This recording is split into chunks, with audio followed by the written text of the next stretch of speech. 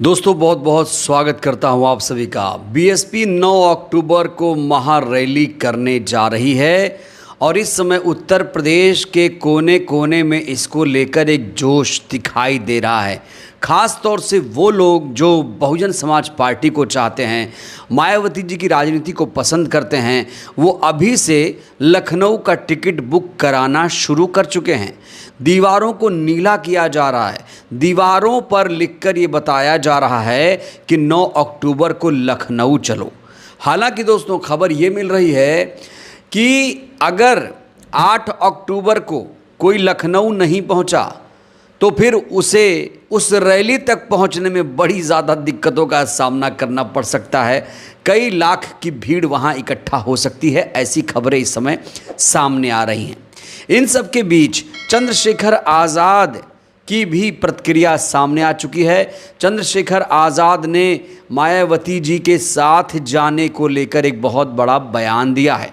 बसपा के साथ आने को लेकर चंद्रशेखर आज़ाद ने बयान दिया है। जब उनसे पूछा गया कि आपने पार्टी क्यों बनाई, जब कांशीराम जी की पार्टी पहले से ही है तो आपने पार्टी क्यों बनाई, और क्या आपकी कभी बहन जी से मुलाकात हुई, इन तमाम मुद्दों पर चंद्रशेखर आज़ाद ने विस्तार से बातचीत की है।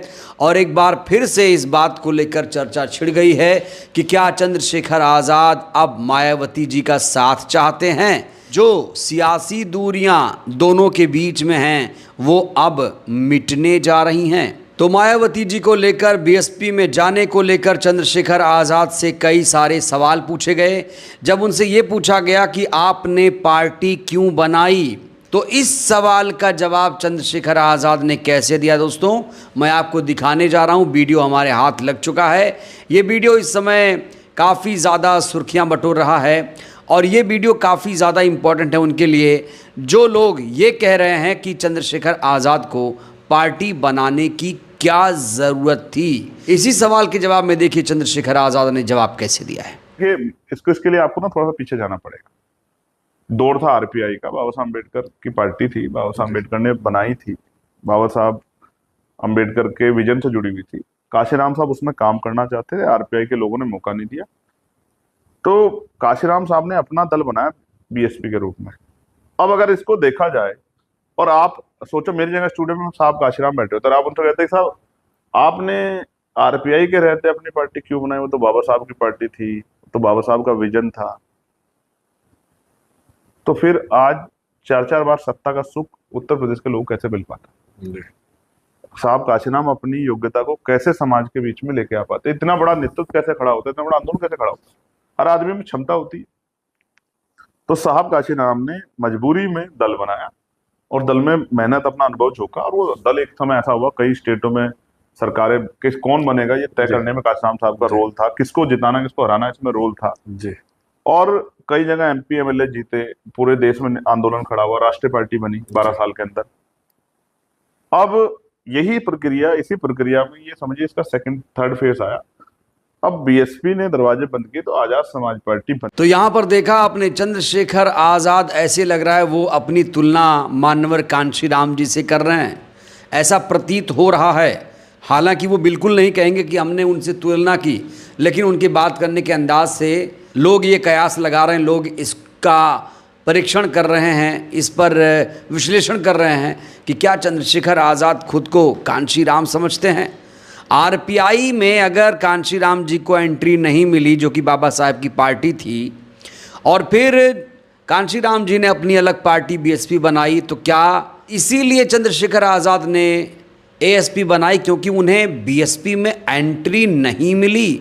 दोस्तों ये बहुत बड़ा सवाल है और यहाँ सबसे महत्वपूर्ण लाइन चंद्रशेखर आज़ाद ने बोली है कि जब बीएसपी ने अपने दरवाजे बंद कर लिए तब हमने एएसपी बनाई। बड़ा सवाल ये खड़ा हो रहा है, क्या चंद्रशेखर आज़ाद लगातार बसपा में जाने की कोशिशें कर रहे थे, क्या वो अपने भीम आर्मी को बीएसपी के साथ जोड़ना चाह रहे थे। कई सारे सवाल दोस्तों इस समय खड़े हो रहे हैं, लेकिन सबसे बड़ा सवाल ये खड़ा हो रहा है, क्या चंद्रशेखर आज़ाद बसपा में जाएंगे। आखिर चंद्रशेखर आज़ाद बसपा के साथ अभी तक क्यों नहीं गए। जब ये सवाल चंद्रशेखर आज़ाद के सामने आया तो देखिए चंद्रशेखर आज़ाद ने किस तरीके से जवाब दिया। मैं आपको इसका भी इसके बारे में बता देता हूँ। मैंने अपनी तरफ से बहुत प्रयास किए, वो प्रयास करने में मुझे सफलता नहीं मिली, क्योंकि ताली एक हाथ से नहीं बजती, ताली दोनों हाथ से बजती है।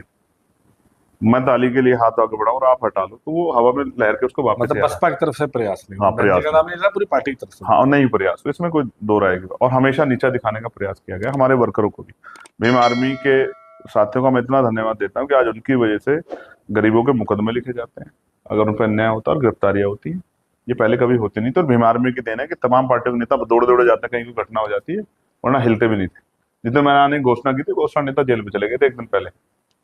ठीक है, तो मैं ये बात आपको इसलिए बता रहा हूँ क्योंकि आपने सवाल खड़ा किया एक ही विचार कर। तो यहाँ देखा आपने, चंद्रशेखर आजाद कह रहे हैं कि हमने बसपा के साथ जाने की बहुत कोशिशें की, बसपा के साथ जुड़ने के लिए अथक प्रयास किया, लेकिन हमें बार बार नीचा दिखाया गया।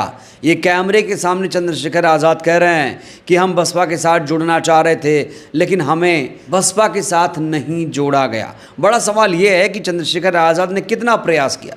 क्या कभी बहन जी को फ़ोन किया? क्या कभी बहन जी के ऑफिस वो मिलने गए? क्या उन्होंने कभी बहन जी के पीए या उनके आसपास जो लोग रहते हैं, क्या उनसे बात की? क्या वाकई उन्होंने कोशिश की और बीएसपी ने उन्हें नकार दिया? दोस्तों, ये बहुत बड़ा सवाल है, क्योंकि चंद्रशेखर आज़ाद बार बार कहते हैं कि हम तो भाई बसपा के साथ जाना चाह रहे थे, लेकिन हमें बसपा के साथ नहीं जाने दिया गया। जब उनसे वोट बंटने को लेकर सवाल पूछा जाता है तो अब ये कह रहे हैं कि वोट बटेगा नहीं, क्योंकि 2020 में ही एएसपी बन गई थी और 2017 में बसपा का नतीजा क्या था, 2022 में बसपा का नतीजा क्या था, उसमें गिरावट आई है, ये भी कहते हुए नजर आ रहे हैं। तो इतना ही नहीं, चंद्रशेखर आज़ाद ये भी कहते हैं कि हमने पार्टी बनाकर बहुत अच्छा काम किया है, हमने ये साबित किया है 2024 के बाद खास तौर से हमने साबित किया है कि हमारी स्वीकार्यता है, जनता हमें पसंद करती है। वो राजस्थान का उदाहरण दे रहे हैं, मध्य प्रदेश और महाराष्ट्र तक का उदाहरण दे रहे हैं, कह रहे हैं कि हम बहुत कम मार्जिन से चुनाव हारते हैं। डुमरियागंज का उदाहरण देते हैं, कहते हैं कि भाई हमने 2024 के चुनाव में सिर्फ 2 सीटों पर लड़ा और 1 पर जीत हासिल की, दूसरी सीट पर तीसरे स्थान पर थे, तो हमारी राजनीतिक स्वीकार्यता है। देखिए, और आजाद समाज पार्टी ने 5 साल के अंदर ही चौथे साल में अपने आप को साबित किया। हालांकि वो 2023 में भी कर देती। मध्य राजस्थान में हमारे 3 एमएलए 5, 7, 11 हजार के अंतर से हारे हैं। मध्य प्रदेश में भी एक एमएलए हमारा इतने अंतर से हारा है। महाराष्ट्र में भी एक एमएलए हमारा 4000 के अंतर से हारा है। 22 राउंड तक आगे चलता रहा। तो आजाद समाज पार्टी 3 साल में खुद को साबित कर देती, लेकिन वो परिस्थिति नहीं बनी, क्योंकि जीत से ही मांगा जाता है। तो आजाद समाज पार्टी ने तो 2024 में अपने आप को साबित कर दिया कि 2 सीटों पर लड़के 1 में जीत गई और दूसरी सीट पर 80 हजार ज्यादा वोट ले लिए। तो आजाद समाज पार्टी ने तो जनता में क्या, उनके प्रति क्या विचार, क्या विश्वास है, इसके लिए वो बटन दबा है, तो बटन ने तो साबित कर दिया कि आजाद समाज पार्टी लोगों के दिलों में जगह बना गई। लेकिन जब उनसे फाइनली ये बात किया गया कि क्या आप अभी भी बहन जी से बात करना चाहते हैं, क्या अभी आप बसपा में जाने के लिए प्रयास कर रहे हैं, तो इस सवाल के जवाब में चंद्रशेखर आज़ाद थोड़े मायूस होकर बोलते हैं कि अब हमने बसपा के साथ जुड़ने के लिए जो प्रयास था, अब हमने ऐसे प्रयास करना बंद कर दिए हैं। हालांकि चंद्रशेखर आज़ाद से जब ये पूछा गया क्या आपने कभी बहन जी से बात की, तो देखिए इन तमाम सवालों को लेकर उन्होंने क्या जवाब दिया। प्रयास करे तो बहन जी से बात हुई तो नहीं हुई नहीं, और फिर प्रयास करने बंद कर दिए। अभी आपकी आज तक भी बहन जी से बात हुई? नहीं, और अब प्रयास करने बंद कर दिए, क्योंकि जब मैं प्रयास अब आपका एक बड़ा आधार है कि उधर से प्रयास हुआ, जैसे आप कह रहे हैं सपा से कुछ लोगों ने कोशिश की। और देखो, मैं इस यूपी में इसका एक और उदाहरण बताता हूँ। समाजवादी पार्टी में एक ही परिवार में 2 अलग अलग दल बने, और वो पार्टी भी चुनाव लड़ी, वो भी चुनाव लड़ी, लेकिन बड़े पैमाने पर लोग जो लोग संघर्ष करते उन्हीं के साथ गए, और बाद में तो वो तो परिवार एकजुट हो गया। जब वो परिवार एकजुट हुआ तो मैंने भी काफी प्रयास किए कि ये वाला परिवार भी एकजुट हो जाए, लेकिन ऐसा लगा कि वहाँ खून के रिश्तों का ज्यादा मूल था, संघर्ष के रिश्तों कम मूल था, इसलिए जो है वो प्रयास सफल नहीं हुआ। हालांकि अब मैं आजाद समाज पार्टी कार्यकर्ता हूँ भीम आर्मी का, और मेरे कंधों पर जिम्मेदारी कि आजाद समाज पार्टी और तेजी से आगे बढ़े, आजाद समाज पार्टी में नया नेतृत्व निर्माण हो, आजाद समाज पार्टी में हिस्सेदार सुनिश्चित हो, और आजाद समाज पार्टी उत्तर प्रदेश का, देश का एक बड़ा दल बने, इसके लिए हम लोग प्रयास कर रहे हैं। तो दोस्तों, इस इंटरव्यू को देखकर ऐसा लग रहा है कि चंद्रशेखर आज़ाद इस समय आत्मविश्वास से लबरेज नजर आ रहे हैं। चंद्रशेखर आज़ाद कह रहे हैं कि आने वाले दिनों में एएसपी पार्टी उत्तर प्रदेश के साथ साथ देश की सबसे बड़ी पार्टी बनेगी। यहाँ चंद्रशेखर आज़ाद का आत्मविश्वास झलक रहा है। बड़ा सवाल यह है, क्या वाकई चंद्रशेखर आज़ाद पंचायत चुनाव अकेले लड़ेंगे? उत्तर प्रदेश का चुनाव जब आएगा अकेले लड़ेंगे, ये बड़ा सवाल है, या फिर वो गठबंधन करेंगे? और बड़ा सवाल, गठबंधन करेंगे तो किसके साथ, किस पार्टी के साथ वो जाएंगे, ये बड़ा सवाल है। बहरहाल दोस्तों, इस वीडियो में इतना ही। आपको क्या लगता है, क्या चंद्रशेखर आज़ाद को बसपा के साथ जाना चाहिए? और बसपा में जाने के लिए, बसपा के साथ जुड़ने के लिए चंद्रशेखर आज़ाद को क्या करना चाहिए? चंद्रशेखर आज़ाद के इन तमाम सवालों के जवाब से आप कितने संतुष्ट हैं? राय दीजिएगा। बहुत बहुत धन्यवाद।